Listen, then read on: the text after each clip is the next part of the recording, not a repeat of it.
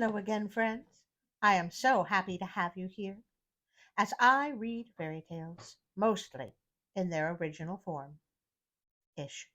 Anyway, today we have two requests, and neither one is very well known, so I don't expect many of you to have heard of them. I usually save this for the end of the video, but honestly, so it's easier to skip. But if you could share this with the friends that you think might like it would help my tiny channel grow. Unfortunately, the less known fairy tales, they just don't do as well. Anyway, we are up to 64 subscribers. I I think that includes me and the cameraman though. Moving on, today I bring you Master of All Masters, an old folk tale requested by Teresa, and The Turnip, as written by the Grimm brothers, which was requested by Brink's Journey. You all know how much I love requests. Also, I am learning that Teresa knows some very odd and obscure tales. So, let's find out how odd this one is. Master of All Masters. A girl once went to the fair to hire herself for servant. At last, a funny looking old gentleman engaged her and took her home to his house. When she got there, he told her that he had something to teach her, for that in his house he had his own names for things. He said to her, "What do you call me?" "Master, or Mister, or whatever you please, sir," says she. He said, "You must call me Master of All Masters." "And what would you call this?" pointing to his bed. "Bed, or couch, or whatever you please, sir." "No, that's my barnacle." "And what do you call these?" he said, pointing to his pantaloons. "Breechers, or trousers, or whatever you please, sir." "You must call them squibs and crackers." "And what would you call her?" pointing to the cat. "Cat, or kit, or whatever you please, sir." "You must call her White Face Simony." Simony? "And this now," showing the fire, "what would you call this?" "Fire, or flame, or whatever you please, sir." "You must call it Hot Cockalorium." "And what is this?" he went on, pointing to the water. Water, or wet, or whatever you please, sir." "No, Pondalorium is its name." "And what do you call this?" he asked, pointing to the house. "A house, or cottage, or whatever you please, sir." "You must call it High Topper Mountain." Huh, this man is nuts. That very night the servant woke her master up in a fright and said, "Master of all masters, get out of your barnacle and put on your squibs and crackers, for White Face Simony has got a spark of hot cockalorium on its tail, and unless you get some Pantalorium, High Topper Mountain will be all on hot cockalorium." That's all. That's all? It ends with "that's all"? Oh, how I miss the end. I would like to say that it's clear Teresa only requested that so she could see how many times it took me to read that last sentence. Well, I have put the bloopers on Patreon to answer that question. Onwards we go to Brink's Journey's request, The Turnip. Once upon a time, oh, my favorite beginning, there were two brothers, both of whom served as soldiers. One was rich, the other poor. Since the poor brother wanted to improve his circumstances, he left the army and became a farmer. I have questions. Did the army make one brother rich and the other brother poor, or did they start out rich and poor before they joined the army? In which case, how was it they had such different monetary situations going in? Is this a golden child issue? And who quits the military to be a farmer? I mean, I always thought it was the other way around. My goodness, just a couple of sentences in, and already my mind is turning. He dug and hoed his little piece of ground and planted turnip seeds. As the turnips began to grow, one became large and strong, and noticeably fatter than the others. It seemed as if it would not stop growing at all. Um, has anyone else watched Invasion of the Body Snatchers? Little Shop of Horrors? All I'm saying is kill it with fire! Soon it was called the Queen of All Turnips. Don't say I didn't warn you. because nobody had ever seen one like it, nor will anybody ever see one like it again. Good. At last it became so big that it filled the entire wagon by itself, and 2 oxen were needed to pull it. The farmer did not know what to do with the turnip. Kill it! Nor did he know whether it would bring him luck or misfortune. Finally, he thought, well, if you sell it, you won't get anything worth much. And if you eat it, you might as well just eat the small turnips, which are just as good. The best thing would be to bring it to the king. That way you can honor him with a gift. Sure, why not? What could possibly go wrong? So he loaded the turnip on his wagon, hitched up 2 oxen, brought it to the court, and gave it to the king. What kind of rarity do we have here? Asked the king. I've many strange things in my life, but I've never seen such a monstrosity as this. What kind of seed did you grow it from? Or do you have a green thumb and are Lady Fortune's favorite son? Oh, no, the farmer replied. I'm not Fortunate's favorite son. It ain't me. It ain't me. I ain't no fortunate one. No, no, no. It ain't me. It ain't me. I ain't no fortunate son. No, no. Sorry, I couldn't help myself. I'm just a poor soldier who gave up the army life because I could no longer support myself. Now I've taken up farming. You probably know my brother. Your Majesty, he's rich, but nobody pays attention to me because I have nothing. I'm going to have to start naming people. I'm getting lost in this story. All right, let's see. Fine. We shall call the farmer Steve. Then the king took pity on Steve and said, you shall be relieved of your poverty and shall receive such gifts from me that will make you the equal of your brother. Oh, wow, a nice king. That's good.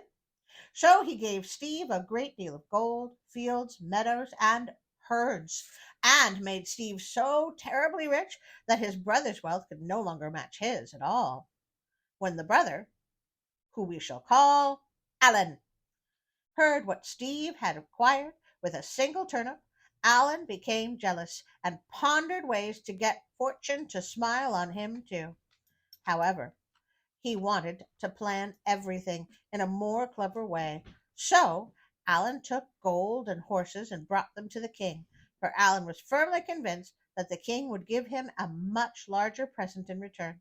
After all, if Steve had obtained so much for a turnip, well, Alan would certainly get many more beautiful things. The king accepted his gifts and said that the king could think of nothing better to give him than the large turnip. Ha! So Alan had the turnip loaded on his wagon and driven to his home. Once there, he did not know on whom to vent his anger and frustration. Finally, some evil thoughts came to him, and he decided to kill Steve. Maybe I should have named them Cain and Abel. Alan hired murderers and showed them a place where they were to ambush Steve. Afterward, Alan went to Steve and said, dear Steve, I know where there's a secret treasure. Let's dig it up and divide it among us. Steve liked this idea and went with Alan without suspecting a thing. Poor Steve. However, when they went out into the fields, the murderers fell upon Steve and tied him up and were about to hang Steve from a tree when they heard a loud singing and hoofbeats in the distance. They became frightened for their lives and hastily shoved Steve head over heels into the sack. They hoisted it up on a branch and took flight. Where's Alan? Did he run away with the murderers? But soon Steve was at work and managed to make a hole in the sack through which he could poke his head. Then who should happen upon the way but a wandering scholar? Let's call him Aristotle, a young fellow riding along the road through the forest and singing a merry song. When Steve, up in the tree, noticed that someone was passing below, he cried out, welcome! You've come just at the right time. I am very confused. What does this have to do with the turnip? And where is Alan? And what are you doing? Anyway, Aristotle looked all around but could not detect where the voice was coming from.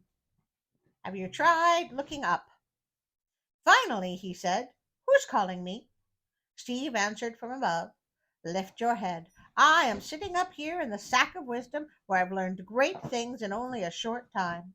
Things like never trust my brother, and it takes a long time for dogs to get comfortable, and how did you come up with a story on a dime despite no one mentioning this skill before?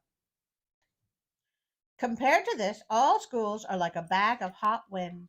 Soon I shall have learned all there is to know. Then I'll climb down from the tree and be wiser than all other human beings. I understand the stars and the signs of the zodiac, the movements of the herbs, birds, and stones. If you could be here in the sack just once, then you'd know the glorious feeling that flows from the sack of wisdom.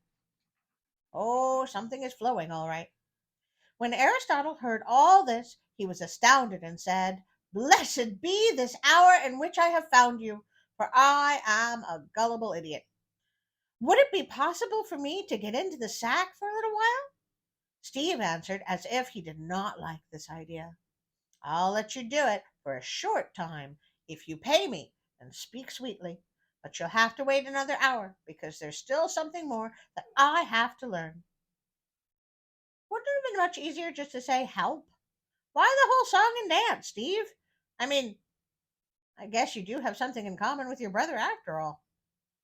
Aristotle waited a little while, but he became impatient and begged to be let in because his thirst for knowledge was so overwhelming.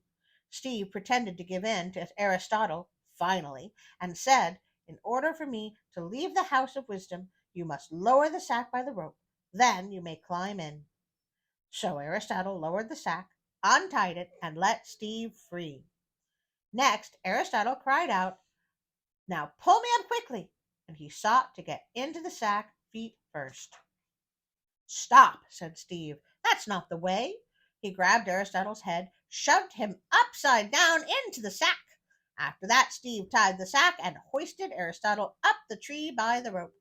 Then Steve swung Aristotle back and forth in the air and said, "How's it going, my dear fellow? You see, I'm sure you already feel wisdom coming and are getting valuable experience, like learning you're very afraid of heights.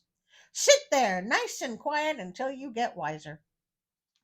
Oh, Steve, that was not a nice thing to do. Upon saying this, Steve mounted Aristotle's horse and rode away. Bad, Steve, bad! An hour later, however, he sent somebody to let the scholar down. Wait, seriously, that's the end? What happened to Alan? Does he just run away forever, or does he try to kill Steve again? And what about the turnip? Is it just at Alan's house eating the servants? How is this really the ending? This is not an ending. It would be like me ending my videos by just saying Patreon, and then it went black.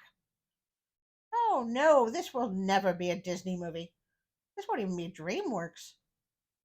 Oh, I hope the next story is good. What do I have next? The Daughter of the Sun and Odds and Ends. Huh. After that is The Princess on the Glass Hill. And if I don't get any requests between now and then, I will read The Golden Goose because that story has a beginning, a middle, and an end. How much liking, sharing, and subscribing helps my tiny channel. I have a dream that by the end of this year I can reach 100 subscribers. I have a dream. Also, please hit the notification bell so you can know when I put out a new story. I do try for one a week currently. And now a big thank you to my Patreon supporters. If you would like to join them, there is a link in the description. Thank you all for being with me today. I would like to say a huge thank you to my Patreon supporters. I can now live the life I have always dreamed of. My hat is coming off again. You know what? Keep going, keep going. We're in the illusion. Stop laughing. Thank you, Robinson, Peter, Darren, and Teresa. You have my undying gratitude. I salute you as I salute